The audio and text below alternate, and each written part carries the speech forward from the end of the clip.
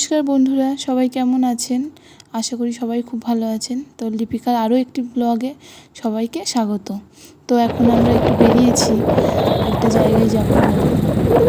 তো চলো গেলে দেখতে হবে জায়গাটা। তো দেখো ওভারব্রিজটা কি সুন্দর না, এগুলো সব নতুন তৈরি হচ্ছে, চালু হয়ে গেছে সব দিক দিয়ে, কিন্তু না ওভারব্রিজগুলো দারুণ লাগছে। চারপাশে এতগুলো ব্রিজ, এতগুলো ফ্লাইওভার যে একসাথে জয়েন্ট হচ্ছে, মানে নিচে থেকেও তো দারুণ লাগছে, উপর থেকে আরও সুন্দর লাগছে।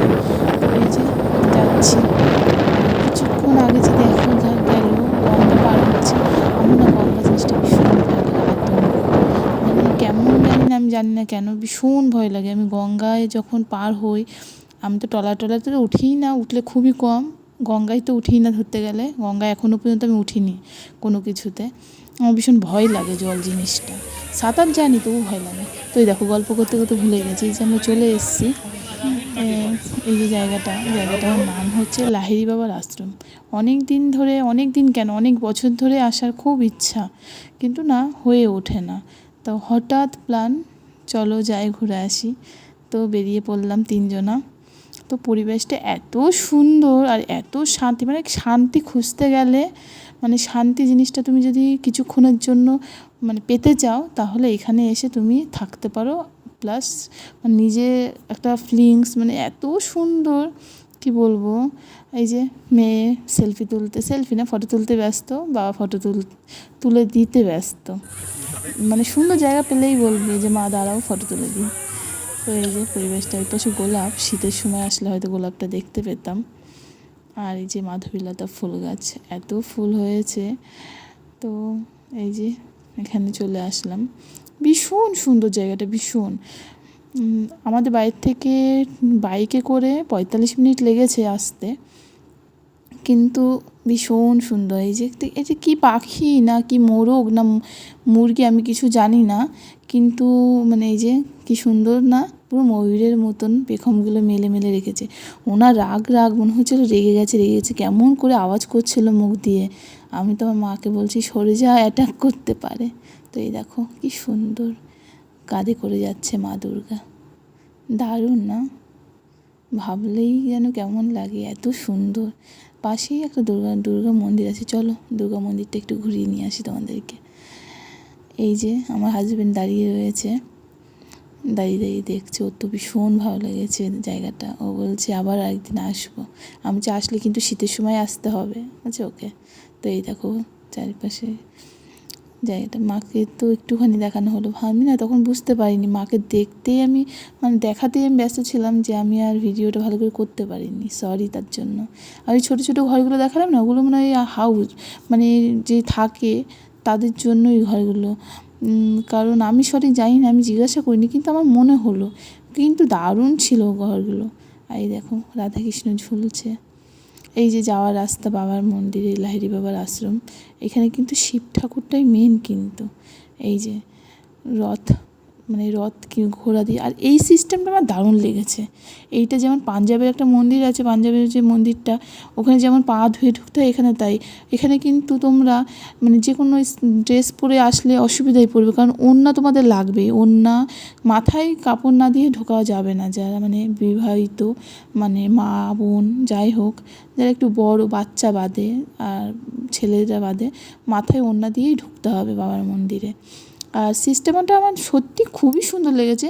পা ধুয়ে যেতে হবে, জলের জায়গা রয়েছে, জল এক পাশ দিয়ে বেরোচ্ছে, এক পাশ দিয়ে জল পড়ছে। আর এখানে যেমন এটা না একটা সোনার যে বলে না তাল গাছ, ওই রকম টাইপের বানিয়েছে জানো। আর মন্দিরটা তো এক কথায় আমার কাছে দারুণ লেগেছে, খুবই সুন্দর। আমি তো একদম মুগ্ধ হয়ে গেছি ওখানে। আর পরিবেশটা তো বলারই কথা নেই, একটু গ্রামের মধ্যে, খুব সুন্দর পরিবেশ, খুবই ভালো পরিবেশ। আর এইটা একটা মন্দির, এইটা হচ্ছে যত সম্ভব বিষ্ণু মন্দির, হ্যাঁ বিষ্ণু আছে এখানে। আর ভিতরে না ফোন নিয়ে ঢুকতে দেয় না, আর ফোন নিয়ে ঢুকলেও সাইলেন্ট করে বা সুইচ অফ করে ঢুকতে হয়। ভিতরে কোনো ফটো বা ক্যামেরা কিছুই করা যায় না, তার জন্য করতে পারিনি, ওই জন্য দুঃখিত, কিছু করার নেই। আর এটা একটা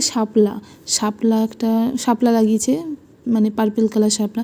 আর ভিতরে না মন্দিরের চারিপাশে কিন্তু জল দেওয়া আছে, জলের মধ্যে সুন্দর পদ্ম লাগানো আছে। আর এই যে আমার মাম্মাম দুটো ফটো তুলে নিয়েছিল এখানে বসে, মানে বুদ্ধর মুখটা দেখলে যেন একটা মায়া, মানে এত সুন্দর। আমি তো মানে কিছুক্ষণ ওখানে দাঁড়িয়ে দাঁড়িয়ে শুধু দেখেই যাচ্ছিলাম। আমার খুব ভালো লাগে বুদ্ধদেব, খুবই ভালো লাগে আমার। তো এই দেখো কি সুন্দর না পরিবেশটা, বাচ্চাদের জন্য না একটা ছোট্ট গার্ডেন টাইপের আছে, যেখানে স্লিপ আছে, তারপরে দোলনা আছে, যাতে বাচ্চারাও এনজয় করতে পারে। বলো বাচ্চা কত আসবে মা বাবার সাথে, তাদের জন্য তো একটা ছোট কিছু থাকলে খুবই ভালো হয়। তো সেটাও মাথায় রেখে সেটা করেছে, ছোট্ট একটা গার্ডেন, দারুণ দারুণ। আর এই যে এই পাশে খ্রিস্টানদের যে চার্চ, যীশু খ্রিস্ট, সেটা একটা মানে ছোট্ট একটা থিম। আর এই দেখো কত সুন্দর গাছগুলো না, গাছতলাটায় ওটা একটা আম গাছ, আম গাছের পাশ দিয়ে লাগানো। তো এই যে আমরা আমাদের ওখানে যেতে যেতে হালকা হালকা সন্ধ্যা সন্ধ্যা হয়ে হয়ে এসছে। তা এখানে এই যে একটা মন্দির, এখানে শিষ্য মানে সব শিষ্যরা বসে রয়েছে, গুরুদেবও বসে আছে। আর এই দেখো এটাও কিন্তু গাছ দিয়ে তৈরি, কি ভালো না, কিন্তু বোঝা যাচ্ছে না কি আসলে এটা। আমার মনে হচ্ছে যত সময় বাঘ হবে, ওই যে বাবা লোকনাথ। আর এখানে দেখেছো এই গাছগুলো আমরা বাড়িতে লাগালে হতেই চায় না। আর এখানে কি সুন্দর হয়ে রয়েছে দেখো, পুরো একদম ওপেন, কোনো কিছু অসুবিধা নেই। আর এই যে এইটাও বিষ্ণু, আর এটা শিব মন্দির, কি সুন্দর না। আমার তো সত্যিই ভালো লেগেছে, তোমরাও একবার ঘুরে আসতে পারো, জায়গাটা কিন্তু সত্যি খুবই সুন্দর। এই যে বাবা ভোলেনাথ, আমার প্রাণের ঠাকুর, সত্যিই আমার প্রাণের ঠাকুর, কিন্তু আমি বাবা ভোলেনাথেরই একদম প্রিয়, আমার সব জীবন। আর এই যে বাবা ভোলেনাথের বাড়ি মানে মন্দিরের চারিপাশ দিয়ে এরকম জায়গাটা, তাই এখানটা দিয়ে না ওর বাইরের দিকে দিয়ে কিন্তু জল। তা আমার মা আমাকে জল দেখাচ্ছিল, এই যে বলছে আমার মাছ আছে, আমি যে তাই। তো খুবই সুন্দর, আমার তো ভীষণ ভালো লেগেছে। আমি তো আবার যাবো শীতের দিকে। তোমরাও কিন্তু ঘুরে এসো যারা পারবে, যারা কাছে কিনারে আছো একবার ঘুরে এসো, সত্যিই ভালো লাগবে। এখানে সেলফি ফটো তোলা বারণ, তাও অনেকে তুলছে, ঠিক আছে। আর এই যে বাড়ি চলে যাবো, তাড়াতাড়ি করে বললাম একটু মুড়ি, ঝালমুড়ি খাবো, অন্য কিছু খাবো না। ঝালমুড়িটা না খেতে খেতে গেছি সারা রাস্তা, হেলমেট পরে খেতে পারছি না, তাও খেয়েছি। আমার মা তো ওই যে একটা পিং পং বল নিয়েই সন্তুষ্ট। তো বাড়ি এসে যে ফাদার্স ডে, তো চলেও এসেছি বাড়ি, ফাদার্স ডে সেলিব্রেশন করবে মেয়ে, করতেই হবে। ওর নিজের টাকাটা বের করে আমাকে বলছে মা কেক এনে দাও পাপার জন্য।